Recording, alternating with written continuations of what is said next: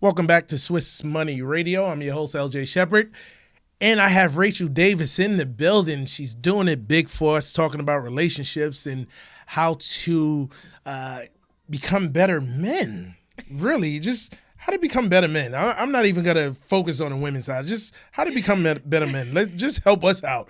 And one of the best ways we could do that, and one of the best ways that going forward, especially when it comes to a relationship, I really want to talk about the money aspect of things because that's what this is all about. It's all about understanding how money affects a relationship. Mm-hmm. Now, most of the time, men, the breadwinner, go out there, ever since caveman days, you go out, you beat the animal, bring it home, cook it, women cooks and things like that. But I know times has changed. Right.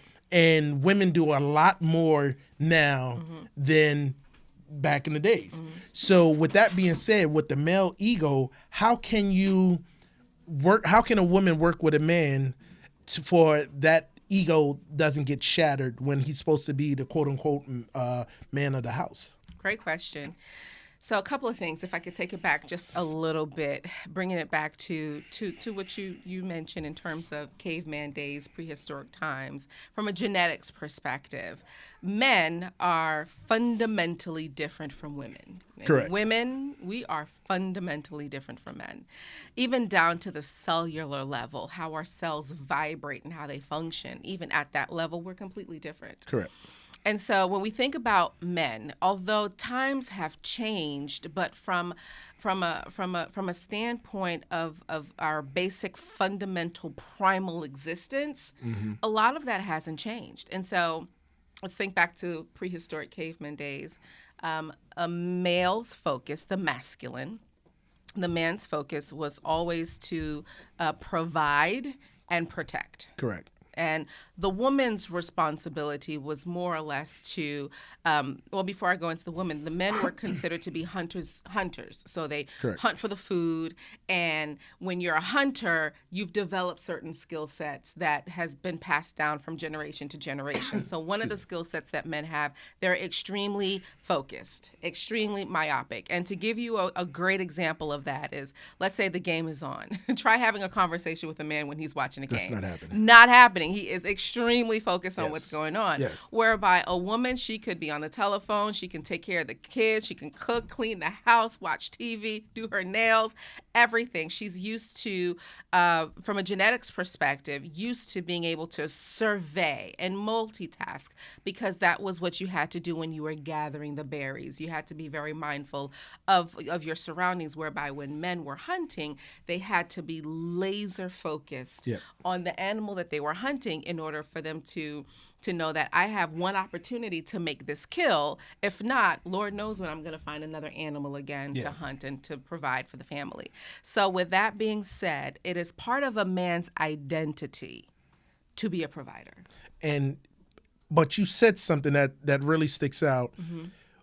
When women are doing 9 different things and could do it well, and us men could do one thing well, sometimes that clashes. All the time. Because that conversation you're ready to have when we're thinking about that one thing, and you swear up and down, I told you. No, you didn't. I told you. No, you did not. Because in your mind, you already asked the question, probably got the answer, and we didn't even hear it. We communicate differently. We do. We communicate differently. And I learned that I really got a firsthand view of how different we communicate with just communicating with my husband. So, if I let's say he'll come in the house and he'll say, "Babe, how was your day?" And I'll say, "Oh, my day was this, that. I woke up this morning and I had a toothache. I wasn't feeling well. Then I went and got myself ready. I headed out to the gym, and as I'm on my way to the gym, I felt like I sprained my ankle. Then I heard he wasn't asking for all of that. He really did not want the whole preamble. The novel. He really didn't want No, it. want He the just novel. wanted to know, how was my day? Was it good? Or was it not Good or bad? Yes. you know, Easy. that's all he really wanted Yes. to know.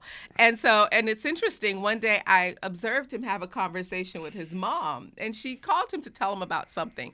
But she started the conversation. She started telling him about this one particular topic by saying how her day started and everything that happened throughout the course of the day. And I sat there and I watched him, and I couldn't help but laugh internally because he was like, okay, mom, like, okay, mom. He was like ready for her to get to the point. And it clicked for me at that moment. I was like, aha, okay. I get to the point. So it's like watching a movie. I give him the ending. And if he wants to know the details, then we could talk about the details. Typically, when I give him the ending, he's usually interested in hearing more about the details at that point in time.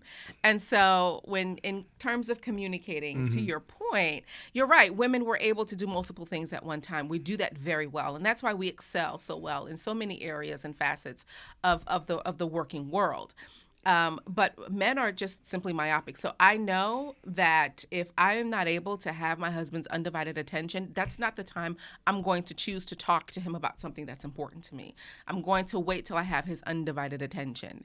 And so that's a key to one of the points that you were saying. I heard it said the best one through my old pastor back in Idaho. And he did a whole speaking on that. And he said, men building a legacy. And when we're building our legacy, if there's a tree in the way, it's coming down. Right. If anything is in our way, it's just coming down because we're getting to our goal. Right. And he said, but he had to learn at times through his wife, sometimes she wants to keep the tree, make it pretty, and go around it. And we're building the legacy. We just clearing the whole path. Right. Just clear the whole path, and you figure it out later. Right. So let's go back to the money aspect. Now, women today are making a lot more money than men in occasions. That affects the male ego at times. What can a woman do to make more money than men and at the same time massage that male ego? Because you have to do that at times. Right. So what can a woman do to, okay, let me continue to massage that ego because he might feel a certain kind of way. Yes. First thing, if she wants her man, the first thing I would encourage her not to do is not to emasculate him. And that is something that happens very often. It's something that I think a lot of women are doing but don't even realize that they're doing it. If you even look at some of the movies and television shows, I mean, Hollywood is building an industry on the emasculation of men. And so when you start to see evidence of that over and over and over and over and over again, you tend to be a little bit desensitized to how the men are being treated in the household based off of the seeds that are being planted by habitually and continuously watching shows that emasculate men. So that's one of the things that I don't do. I don't watch anything that I think is demeaning to men at all, or to emasculate men in any way, shape, or form. That doesn't help your marriage. It doesn't. Once you become desensitized to it, things will fly out your mouth that really shouldn't come out of your mouth if you had that reverence or had that respect established. So getting back to your point, let's say a woman is in a situation where she is making significantly more money than her husband or the man that's in her life at that time. Definitely don't emasculate him. Don't rub it in your face, and don't always tell him that, listen, I could do bad by myself. That's if you want your man. Now, if you don't want him in your life, then, fly off the handle if you want to. But if you really want this person in your life, you do your relationship for the present as well as for the long term a significant disservice by reminding him how you feel as though he may not be living up to your expectations on a continuous basis. A man's role is to protect and to provide. And if he is a real man, he knows that that is his responsibility to protect and to provide. The best thing that a woman can do in a relationship, again, I preface this by saying, if you want to keep your man, because a lot of people don't really care about that. But if you want to keep your relationship, then it is incumbent upon you to really be able to massage that ego in a way that women are just naturally and innately just, great at doing, supporting that. Give a couple of examples on that, because you have to be taught this. And if you were born and, maybe a single dad in the household and you're that woman, maybe she just doesn't know how to do that. So give us an example of how a woman can massage that ego while still keeping the relationship in a together mode. Two things I will say, two words. The first word is partnership, and the second word is support. And so one of the words that I would encourage women to keep at the forefront, which will subsequently, the words that comes with the mindset, which will subsequently activate the action or the activity that's necessary, is to understand that you are in a partnership. Mm-hmm. And knowing and understanding that you are in a partnership, that will help level the playing field in terms of understanding that there may be times where you have to support your partner, mm-hmm. just like there may be times when your partner will have to support you. So understanding that you are in a partnership and knowing that the role is as a support, it still stands that you can support your man in the event that he's running a bit on hard times and not able to provide the way he desires to provide.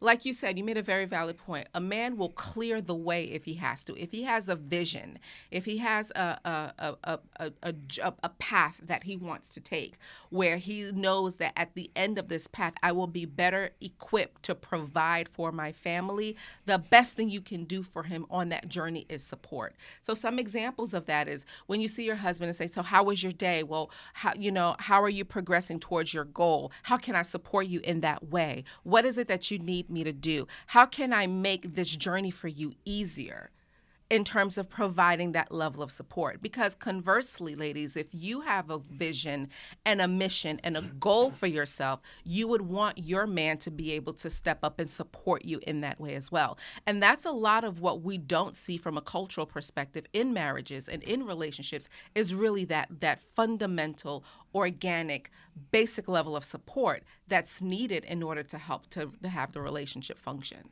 So let me come back because you said a lot of things in there, mm-hmm.